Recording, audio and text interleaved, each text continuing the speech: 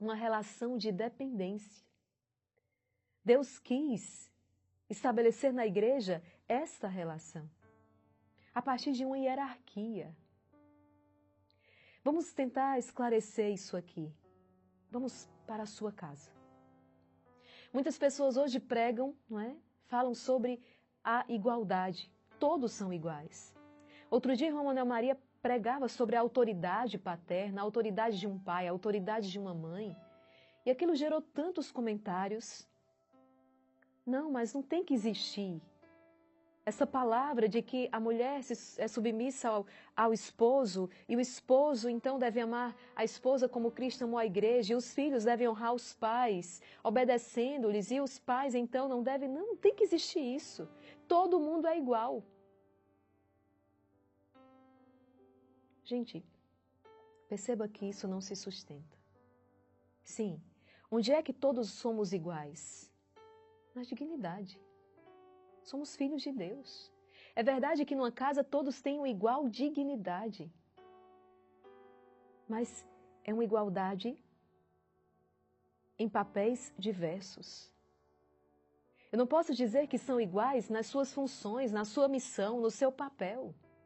Não. Cada um tem um papel diferente.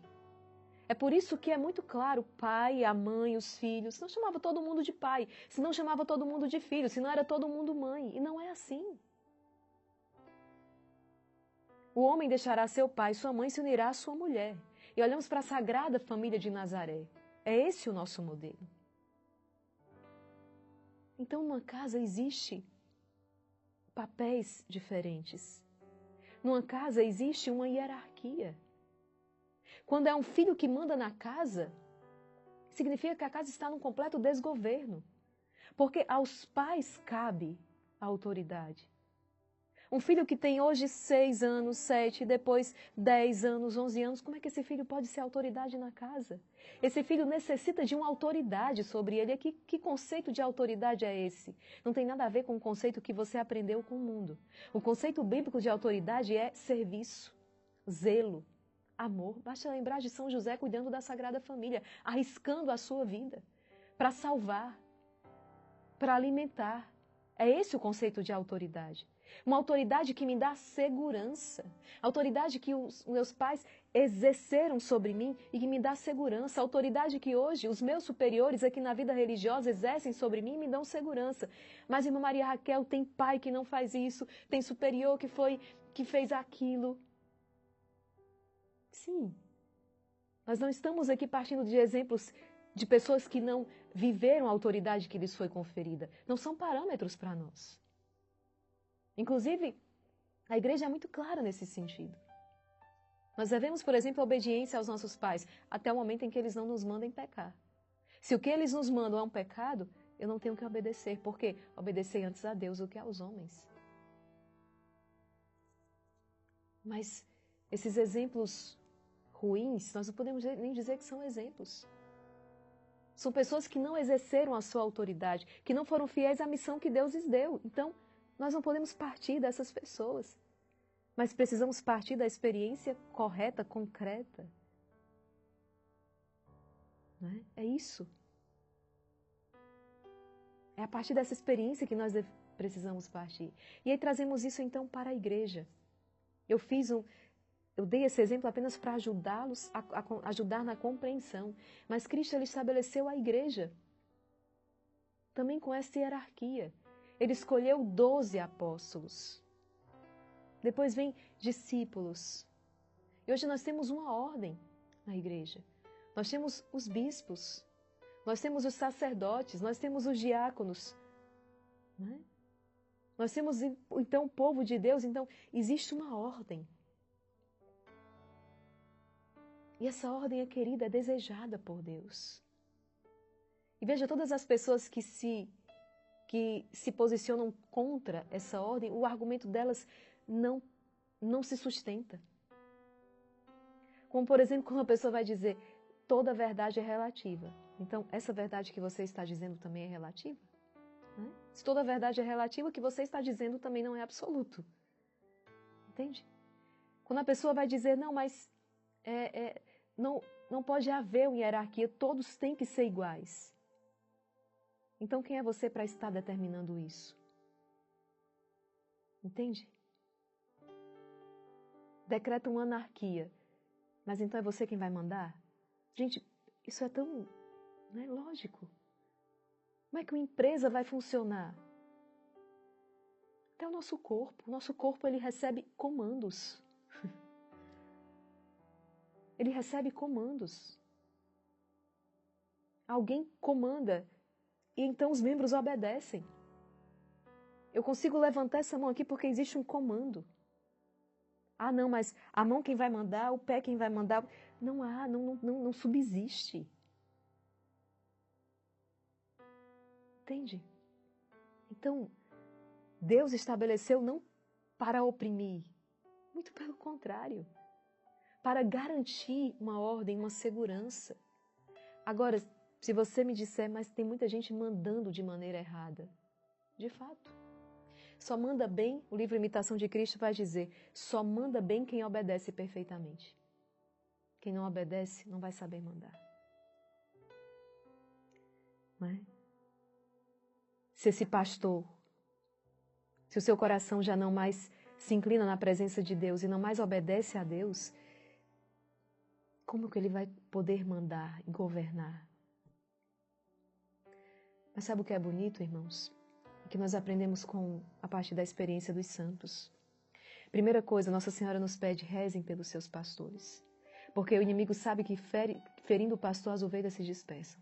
Então rezem pelos seus pastores. Ofereçam sacrifício por eles. Satanás está atacando o sacerdócio de uma maneira sem igual.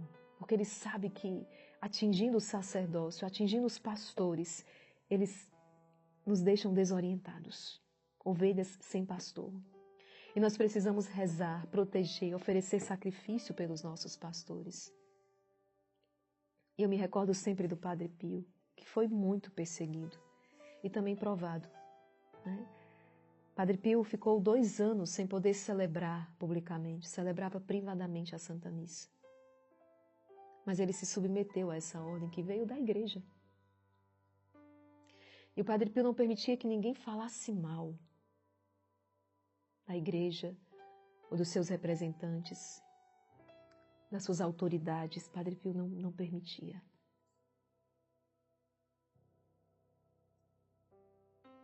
Nós precisamos ter muito cuidado com isso. Não é dizer que o errado é certo. Nós precisamos parar um instante e diante de Deus entender, no meio de tanta confusão, qual é a minha missão, qual é o meu papel. E que qualquer agir da minha parte seja fruto da minha vida de oração, de sacrifício pelos pastores. Que qualquer ação da minha parte seja fruto de um coração que ama, que deseja salvar. Eu não posso ser movido por outro desejo, de condenação, de vingança, de ódio, de indignação, de raiva. Eu preciso silenciar o meu coração na presença de Deus. E então entender de Deus aquilo que eu devo fazer.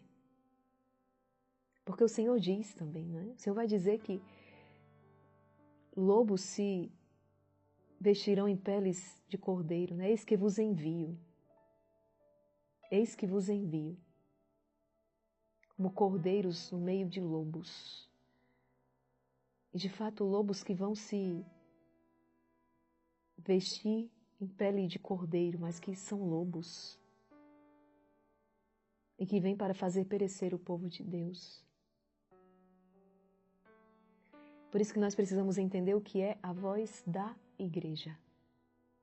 Porque quando qualquer pessoa, né, ainda que constituída legitimamente como autoridade, quando a sua voz destoa daquilo que é a voz de Deus, daquilo que é a voz da igreja, daquilo que é a fé de sempre, ela começa a falar em nome próprio e já não mais em nome de Deus e da igreja. E aqui nós precisamos ter muito cuidado. Eu, quando falo aqui com vocês, né, Eu estou falando em nome do Instituto Hesed. A voz, na verdade, não é? É o Instituto Hesed que está sendo aqui. Por quê? Porque eu sou membro do Instituto Hesed. E se de repente eu chego aqui e começo a falar coisas que não expressam o carisma, a espiritualidade, não é? Que não representa, que não é aquilo que de fato, né? O que de fato é o Instituto Hesed, então já não mais posso estar aqui falando para vocês. Quando eu começar a falar, né, defendendo as minhas ideias, os meus conceitos, então já não estou falando mais em nome do Instituto Hesed.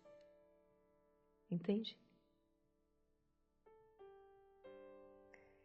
O inimigo, ele sabe, ele tem pavor dessa hierarquia, ele tem pavor do colégio apostólico, ele tem pavor, porque ele sabe que a estes homens, bispos, né, presbíteros, foi dado poder. Está aqui. Deu-lhes poder para expulsarem os espíritos maus e para curarem todo tipo de doença e enfermidade. Olha o que o Missal diz, gente. Nos seus apóstolos enviados em missão, é Jesus que caminha pelo mundo. Nos apóstolos, né, os bispos, enviados em missão, é Jesus que caminha pelo mundo. Seus poderes são os mesmos dele, ele os manda. A provisória limitação que deverão observar na missão experimental da Galiléia é a mesma que ele se impôs. Devem proclamar a vinda do reino, com as suas próprias palavras. Interessante que o Missal também vai dizer, não é?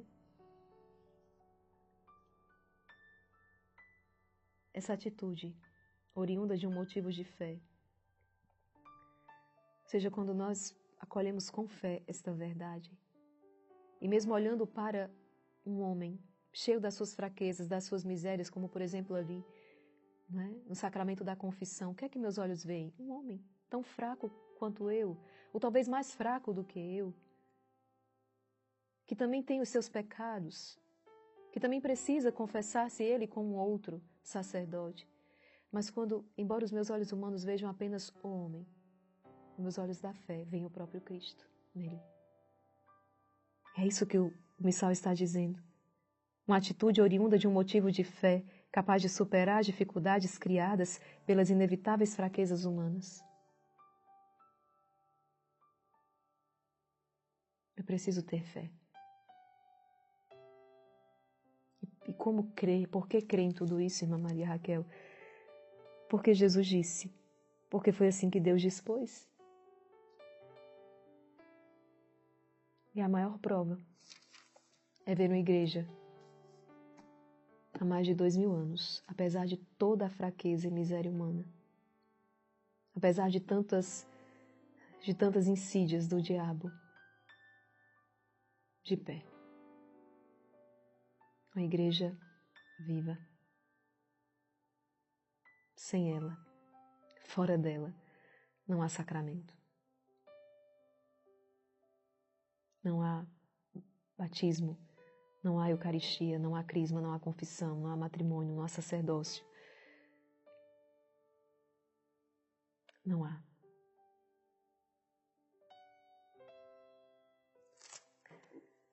Vamos proclamar esta palavra e que o Senhor venha renovar em nós esta alegria de sermos igreja. O Missal traz um comentário aqui que eu não sei. Diz: cada vez mais os cristãos tomam consciência de serem igreja.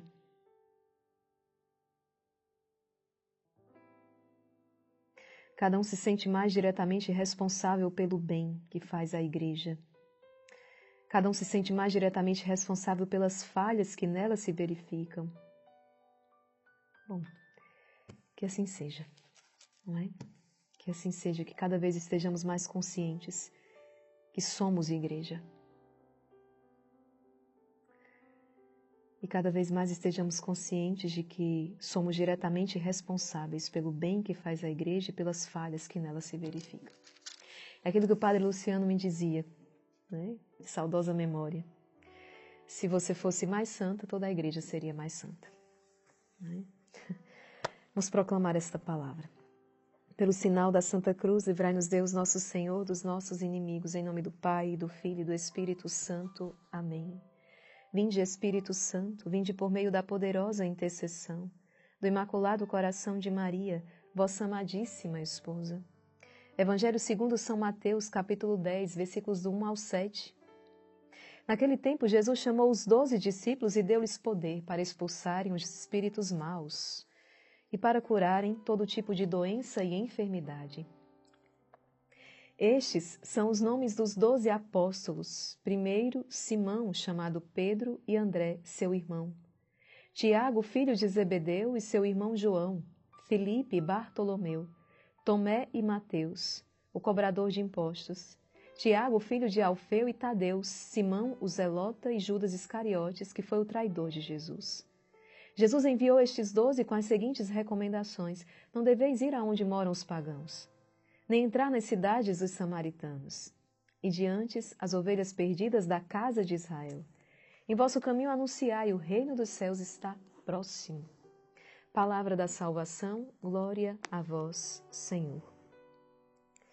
O quanto isso acalma o nosso coração, não é? Entre os 12 que Jesus escolheu estava um traidor. E o Senhor já sabia de antemão aquele que o haveria de trair.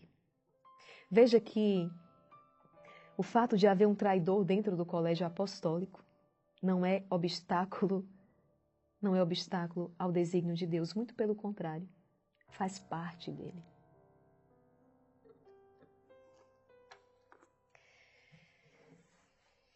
Entende? A provação nos deu um grande santo, São Padre Pio. A provação nos deu uma grande santa, Santa Teresinha do Menino Jesus.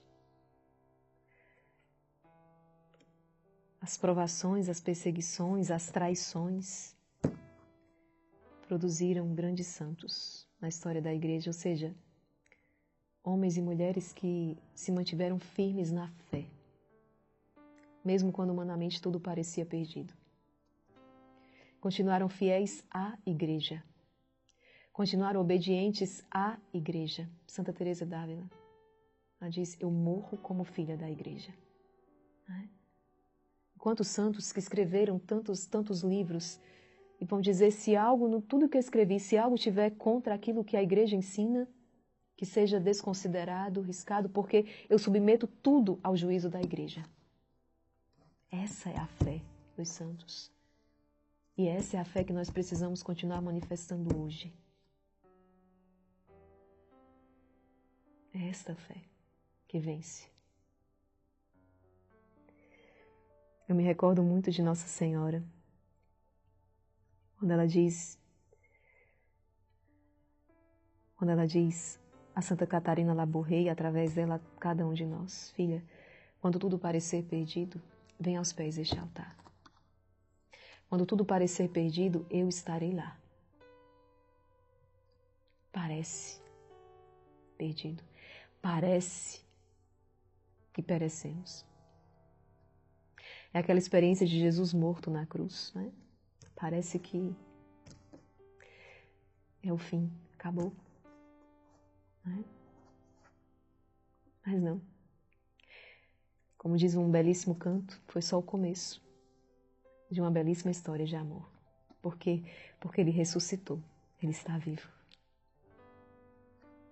A Igreja permanecerá. Decidamos permanecer com ela. Amém. Confiemo-nos àquela que é a mãe da Igreja, a Santíssima Virgem Maria. Pelo poder que lhe concedeu Deus Pai, Ave Maria, cheia de graça, o Senhor é convosco. Bendita sois vós entre as mulheres, e bendito é o fruto do vosso ventre, Jesus. Santa Maria, Mãe de Deus, rogai por nós, pecadores, agora e na hora de nossa morte. Amém. Pela sabedoria que lhe concedeu Deus Filho, Ave Maria, cheia de graça, o Senhor é convosco. Bendita sois vós entre as mulheres, e bendito é o fruto do vosso ventre, Jesus.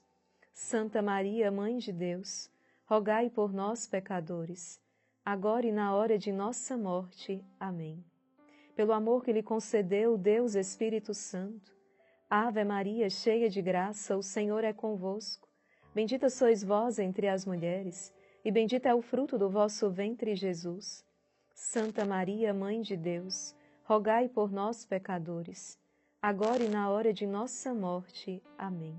Rogai por nós, Santa Mãe de Deus, para que sejamos dignos das promessas de Cristo. Em nome do Pai, e do Filho, e do Espírito Santo. Amém. Não esqueça, permaneça firme no propósito nesses 21 dias do jejum de Daniel e juntos vamos experimentar o sobrenatural, a graça, a glória de Deus. Com certeza já estamos sendo aí transformados interiormente pela força da oração e do jejum. E tantas outras graças virão. Deus abençoe você e até o nosso próximo encontro, se Deus quiser.